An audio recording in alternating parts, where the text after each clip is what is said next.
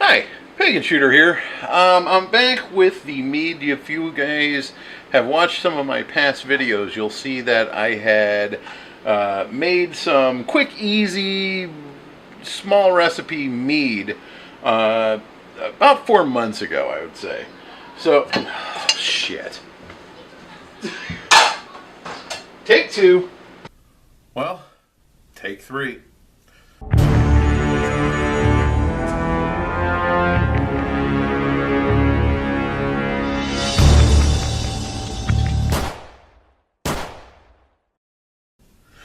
Hi, Pagan Shooter here. So,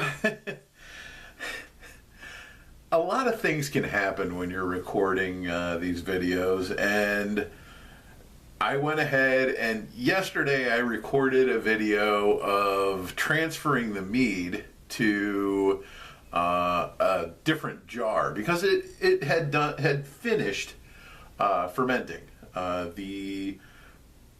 The balloon had collapsed at the top enough, and it was wilted. When I moved it, it had expanded a little bit again, but it had wilted and it was done. So I went ahead and moved it to a new jar.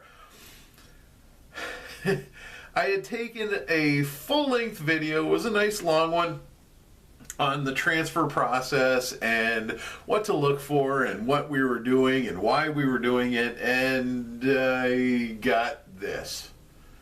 I'll insert a clip here. So what I'm going to do is I'm just going to go back through what I had done. I'm going to try to use as much of the video footage as I got yesterday as I can, but there's not much that's usable. So essentially what I had done is I had pulled down the mead. I had it on top of the refrigerator, just resting, going ahead and fermenting for the last, I would say 4 months. And I pulled out one of my rubber tubes, which it still has a little water in it right now. I had rinsed it out. I need to empty it out.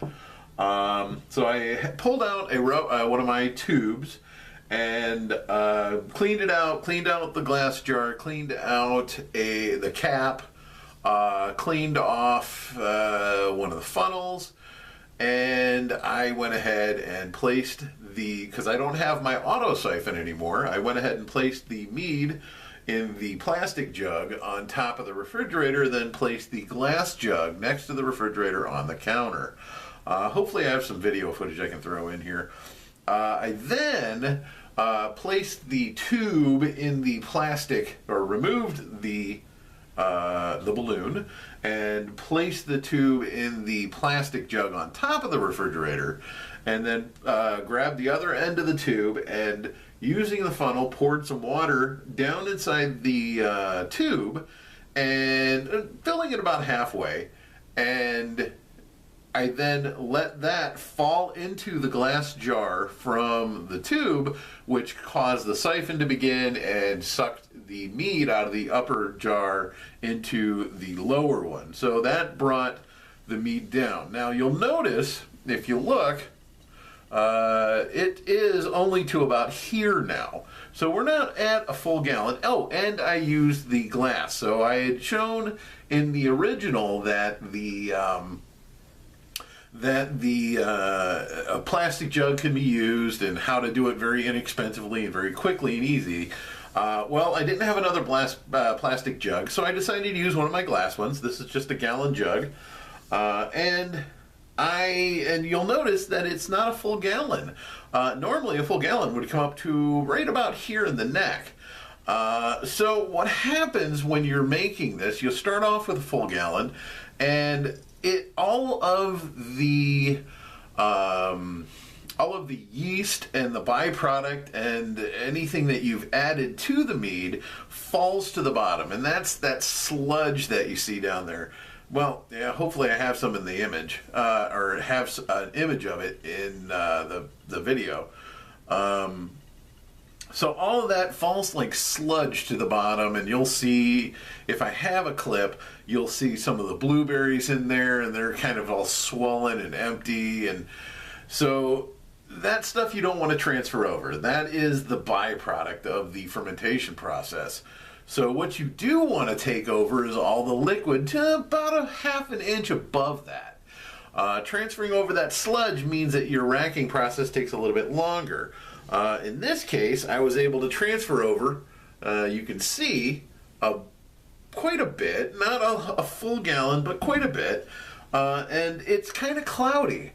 The reason for that is it still has a lot of that yeast and a lot of the byproducts still floating around in here.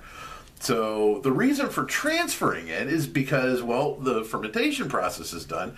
Now the racking process starts. Now, racking could also be considered like an aging process, and a lot of people with meads will age their mead in a glass jar. And during the racking process, it is aging, it is kind of becoming a little smoother. I mean, this is alcohol right now. You could drink it. It won't harm you. It just won't be as pleasant as if you had let it sit and rest. The longer it sits, in Mead's case, the better it gets. It gets smoother. It gets, in some cases, even stronger. It gets better flavor. Right now, it would probably be pretty harsh. And in fact, the stuff that we made here will be very harsh because of the type of yeast we used and because of how we did it.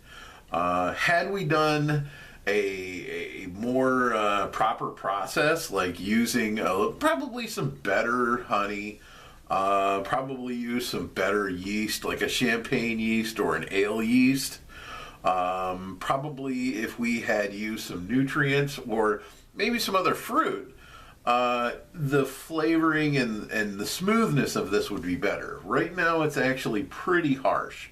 And it's not going to get too much better, but it will become more palatable as it goes on.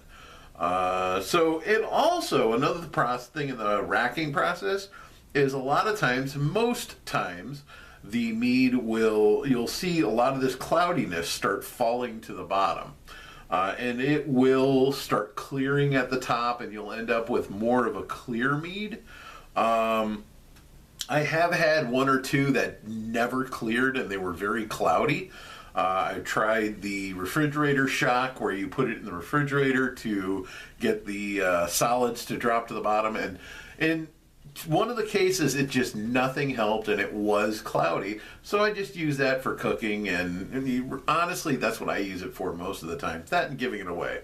When they're cloudy, I won't give them away. But in this case, I'm going to let it rack. I'm going to probably let it sit for about 6 months, and hopefully we'll get it to the point where I can show you bottling, and it'll be clear. Bottling is an interesting experience. It's not that difficult. It is a lot easier with the bottling devices, and that I hope to be able to show you when I bottle.